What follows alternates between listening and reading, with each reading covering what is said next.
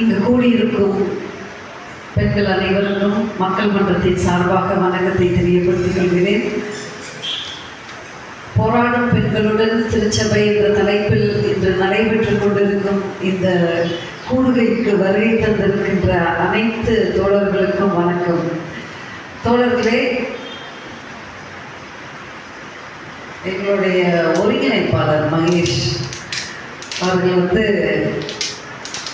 எதற்காக அப்படி பேசுகிறாங்க அப்படின்னா, எத்தகைய எதிர்பார்ப்புகள் இருக்குது, என்ன மாதிரியான மனதில் இவர்களுக்கு குழப்பங்கள் இருக்கும், என்ன மாதிரியான செய்திகளை எதிர்பார்த்து காத்திருக்கிறார்கள்ன்ற ஒரு சின்ன குழப்பம் மனசுக்குள்ளே ஓடுறத காரணத்தினால தான் அப்படி கேள்விகள் வந்தால் நல்லா இருக்குமே அப்படின்ற ஒரு விஷயத்தில்.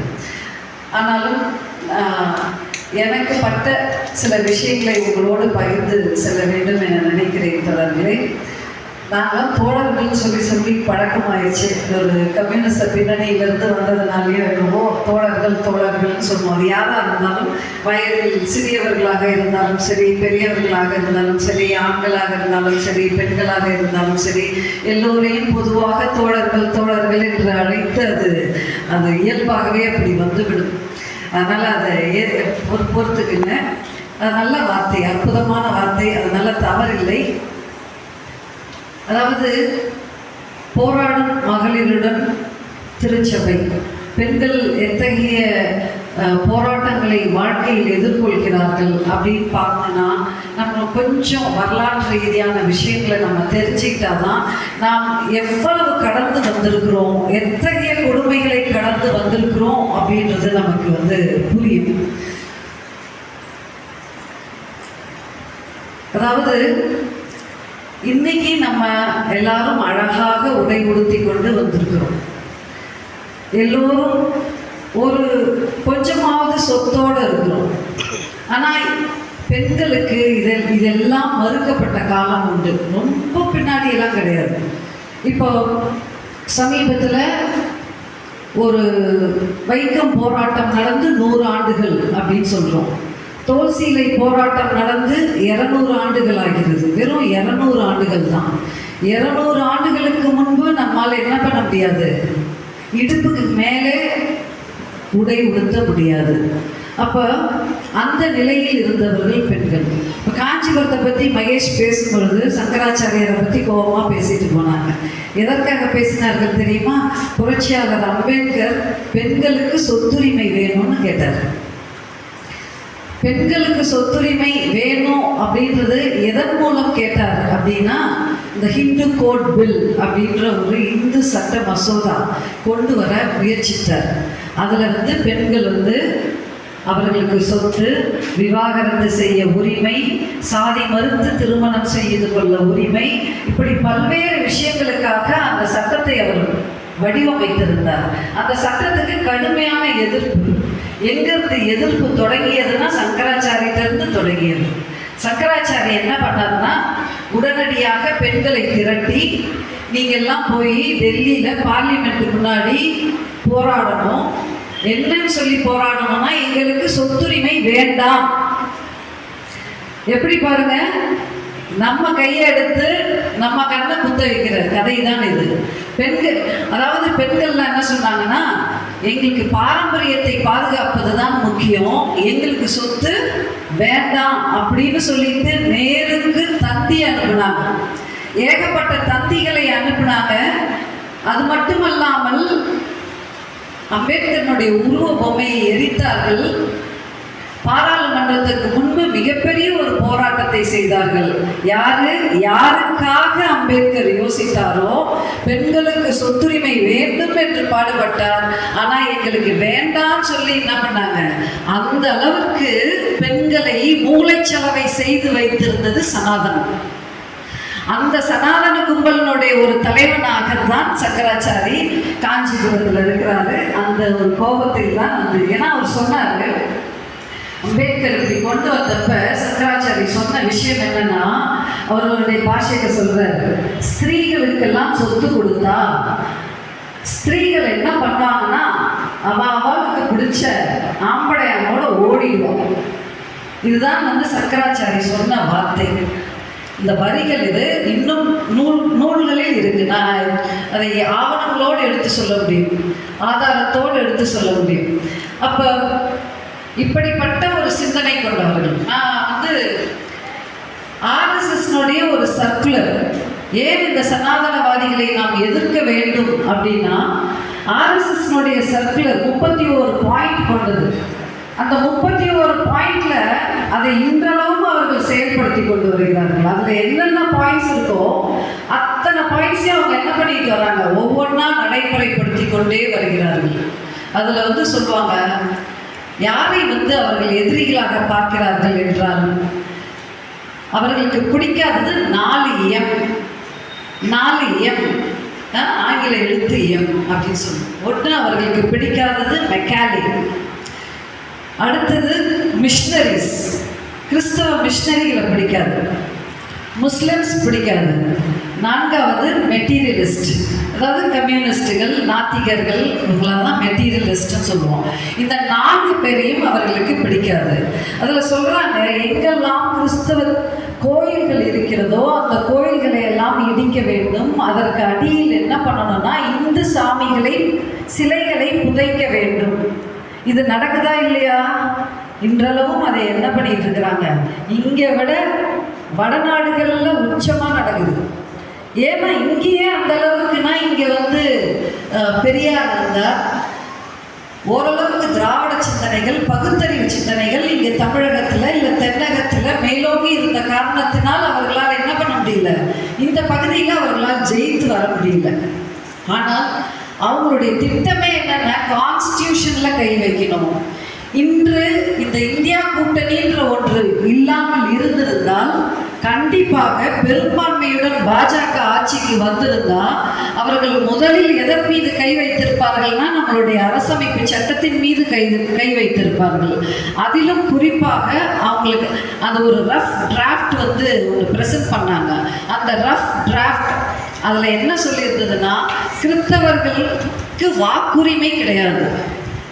என்னது, மீண்டும் அவர்கள் பெரும்பான்மையாக வந்தால் கிறிஸ்தவர்களுக்கு என்ன கிடையாது, வாக்குரிமை கிடையாது.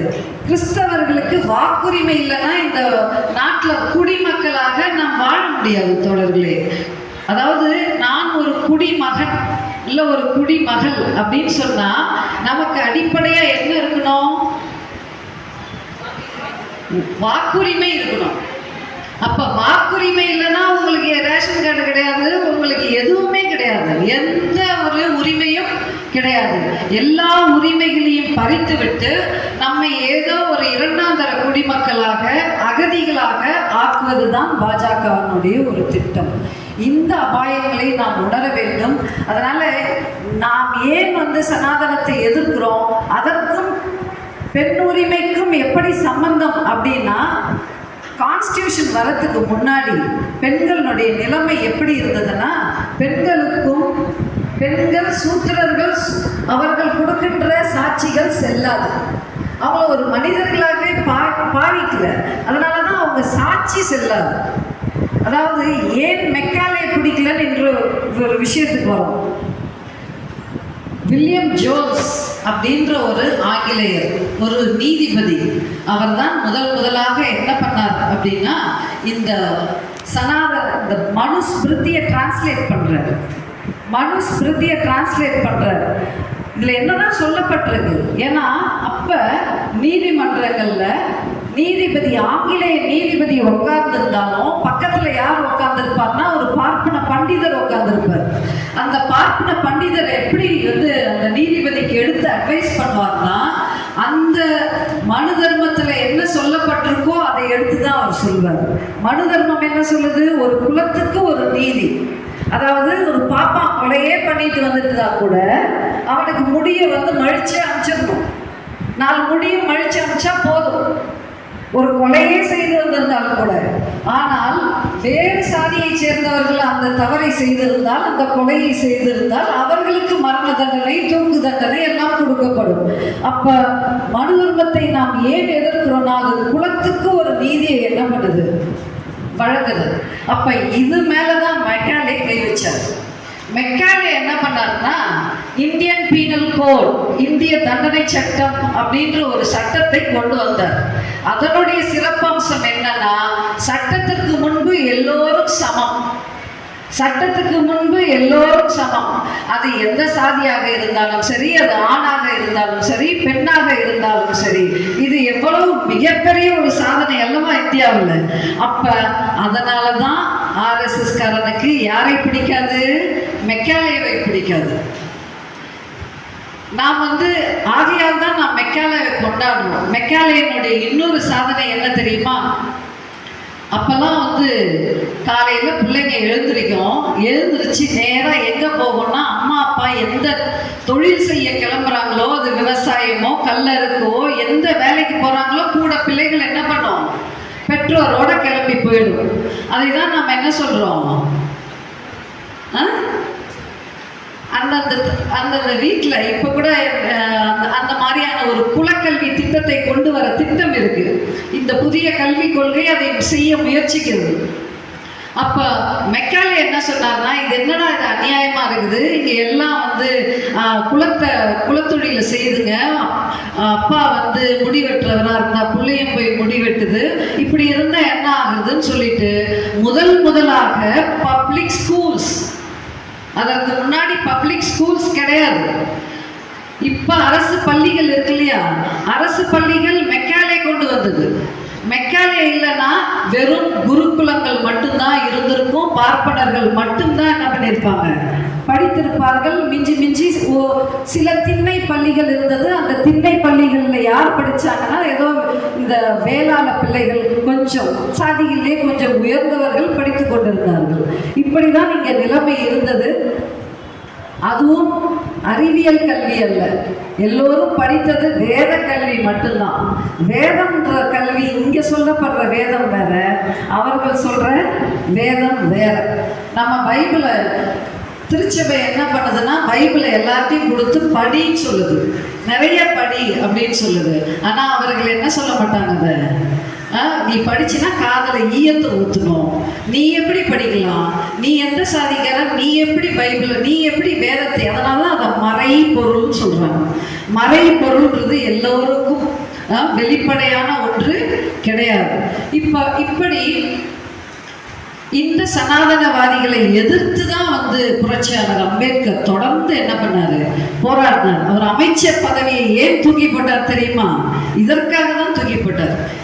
இந்த பெண்களுக்கு சொத்துரிமை, பிற்படுத்தப்பட்ட மக்களுக்கு ஒரு குழு அமைக்க வேண்டும், இடஒதுக்கீடு வழங்க வேண்டும், இப்படி பல்வேறு விஷயங்களுக்காக இதையெல்லாம் இந்த காங்கிரஸ் அரசு, அந்த காலத்து காங்கிரஸ் அரசு நடைமுறைப்படுத்த மாட்டேன்ற கோபத்தில் தான் அவர் வெளியே வந்தார் தோழர்களே. ஆகையால் இந்த பெண்கள் உரிமை அப்படின்னு சொல்லும் பொழுது, மக்கள் மன்றம் எடுத்துக்கிட்டீங்கனாலே நாங்கள் தொடர்ச்சியாக பெண்களுக்கு மட்டுமே நாங்கள் தற்காப்பு பயிற்சிகளை எடுத்து வரோம். ஒரு 2 நாள் பயிற்சியிலேயே அந்த பெண் தனியாக பயணிக்கணும். இப்போ இங்கே பார்க்குறோம், காலையிலேருந்து இங்கே என்ன நடக்குது அப்படின்னு பார்த்துட்டு இருக்கிறோம். பெண்கள் அழகாக மைக் பிடிக்கிறாங்க, பெண்கள் தைரியமாக இந்த மேடையில் என்ன பண்ணுறாங்க? பாடுறாங்க. இது நாங்கள் வேலை செய்கிற பெண்கள்கிட்ட மைக்கை கொடுத்தா கை காலெல்லாம் உதறும், மைக் பிடிக்கவே மாட்டாங்க, மேடைகளில் ஏற மாட்டாங்க. அப்போ ஒரு அமைப்பு உங்களை என்ன பண்ணுது? ஞாயிறு தோறும் வர வைத்து ஒரு திருச்சபை இருப்பதனால் அது நெறிமுறைப்படுத்துது. அவர்களுக்கு ஒரு ரெகுலராக ஒரு டிசிப்ளின். திருமாத்தோழர் அடிக்கடி சொல்வார், ஒரு விஷயத்தை சொல்வார், நீங்கள் மற்ற சமூகங்கள் உயர்ந்திருக்கு, ஆனால் இந்த ஒடுக்கப்பட்ட மக்கள், தாழ்த்தப்பட்ட மக்கள் முன்னேறத்துக்கு காரணம் என்ன தெரியுமா? 11 மணிக்கு பல்ல விலகிக்கிட்டு இருப்பாங்க நம்ம ஆளுங்க. 11 மணிக்கு கூலாக பல்ல விலகுறாங்கன்னா காரணம் என்ன தெரியுமா? இவர்களை நெறிமுறைப்படுத்துவதற்கு என்ன இல்லை, ஒரு அமைப்பு இல்லை. ஒரு உதாரணத்திற்கு, ஒரு தாழ்த்தப்பட்டவன் ஒரு இந்து மதத்தை சார்ந்தவனாக இருந்தால் அவனுக்கு கோயிலுக்குள்ள நுழைவதற்கு அனுமதி மறுக்கப்பட்டது. அனுமதி மறுக்கப்பட்ட காரணத்தினால் அவங்க எதையும் என்ன பண்ண முடியாது. கோயிலில் நிறைய கதா கலாட்சேபங்கள் நடக்கும், பல வகையான உபதேசங்கள் நடக்கும், எதையும் கேட்பதற்கு அவங்களுக்கு என்ன இல்லை, வாய்ப்பு இல்லை. ஆனால் கிறிஸ்தவர்களுக்கோ இஸ்லாமியர்களுக்கோ என்ன நடக்குது? வெள்ளிக்கிழமைனா கரெக்டாக தொழுகைக்கு போயிடணும். ஒரு பெரிய ஒரு கூட்டங்கள் பொதுக்கூட்டங்களில் பேசிகிட்டு இருப்போம், பொதுக்கூட்டங்கள் நிகழ்த்தி கொண்டு இருப்போம். கரெக்டாக அந்த மணி 6 மணி ஆனால் பாங்கு ஓதும். போராட்டத்துக்கு வந்திருக்கிறவங்களாம் அமைதியாக ஒரு பின் ட்ராப் சைலன்ஸ் ஆயிடும். அவங்க பாட்டு பாயை விரிப்பாங்க, விரித்து அவங்க பாட்டு தொழுகையை யாருக்கும் தொல்லை கொடுக்காமல் அவர்கள் என்ன பண்ணுவாங்க, அந்த நேரத்தில் பொது வெளியில் கூட அந்த தொழுகையை அவர்கள் நடத்துவார்கள். அந்த அளவிற்கு அவர்கள் என்ன பண்ண நெறிமுறைப்படுத்தப்பட்டிருக்கிறார்கள். ஆனால் இந்த ஒடுக்கப்பட்ட இந்து மதத்தில் உள்ள மக்களுக்கு அப்படி நெறிமுறைப்படுத்துவதற்கு யாரும் இல்லை என்ற கவலையை என்ன பண்ணார் தோழர் அவர்கள் வெளிப்படுத்தினார். அதன் அடிப்படையில் தான் சொன்னார், நான் மதமாக மக்களை நெறிமுறைப்படுத்த முடியாது, நான் ஒரு அரசியல் கட்சியாக மக்களை அமைப்பாய் திரட்ட வேண்டும் என்ற நோக்கத்தில் தான் நான் பயணித்துக் கொண்டிருக்கிறேன் அப்படின்ற ஒரு விஷயத்தை